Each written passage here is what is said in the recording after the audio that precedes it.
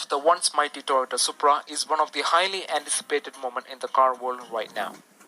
Since the Toyota ended the production of the Supra back in 2002, the enthusiasts from all around the world have been eagerly waiting for the new avatar. Even though the car has been under development for more than 5 years, the buzz about the new Supra really came into life after the unveiling of the FT1 concept back in 2014. Since then, many renderings and specifications about the new car have been floating around in the internet. But many of them were way exaggerated to the point of complete ridiculousness.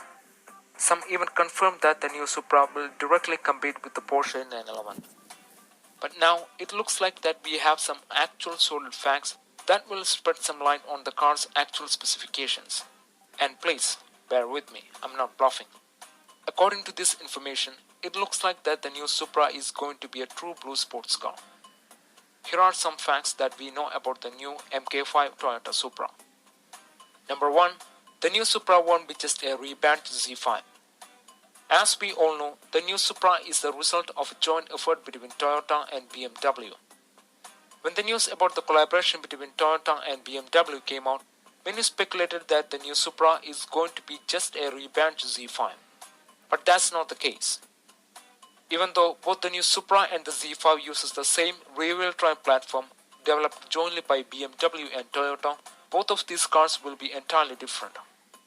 The Z5 will be a roadster with a little bit more emphasis on luxury, while the Supra will be a sports coupe with a focus on outright performance. And because of that, it might lose out some luxury goodies from the Z5, and is more likely to be placed a notch under the Z5 when it comes to pricing. Also, the new Supra and the Z5 will have different engines produced by the respective manufacturers. We will get to that in a moment. Number 2. Styling. Everyone is itching to know what the Supra is going to look like. But if you have fallen for the looks of the FT1 concept, you will be disappointed. Even though it polarized opinions among the fans, the FT1 concept was gorgeous, but at the same time, it was a bit outlandish for an actual road car. The proportions of the FT1 concept is more supercar-like than a sports car.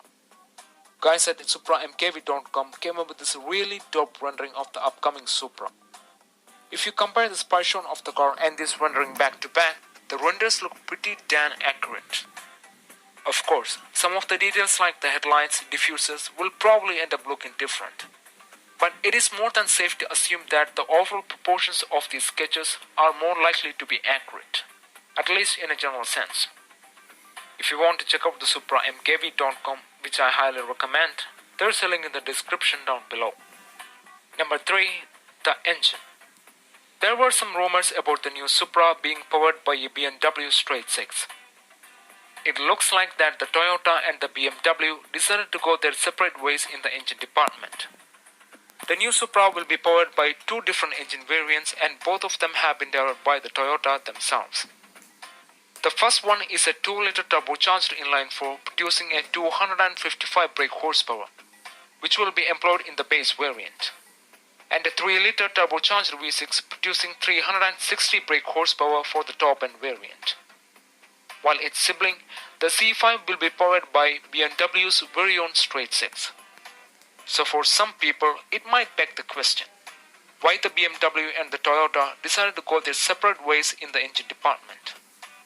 Well, the reason is both the Toyota and the BMW don't want to cannibalize each other's market space. Having different power plants easily helps both the Toyota and the BMW to place their cars in different segments in the market. Number 4. The dual clutch transmission. Both the Z5 and the Supra will have an 8-speed dual clutch transmission to send the power to the rear wheel. The possibility for a manual transmission is not confirmed yet, but it is speculated that the lower end model of the Supra, the one with the 4-cylinder engine, might come with a 6-speed manual transmission. It might be the sensible choice for Toyota, because having an expensive 8-speed dual clutch transmission will definitely force the Toyota to hike the price, and the performance gain is probably not going to be very significant, especially if you consider the price hike. Number 5. No hybrid bullshit. It's time to rejoice, people. As I said in the beginning of the video, the new Supra is definitely going to be a true blue sports car. With the new NSX and the speculated hybridization of the next generation GTR, the hybrid seems to be becoming the trend among the Japanese manufacturers. But luckily for us, Toyota is staying away from that trend for now. Some sources related to Toyota have confirmed that the company will only launch the hybrid as a separate variant of the standard car.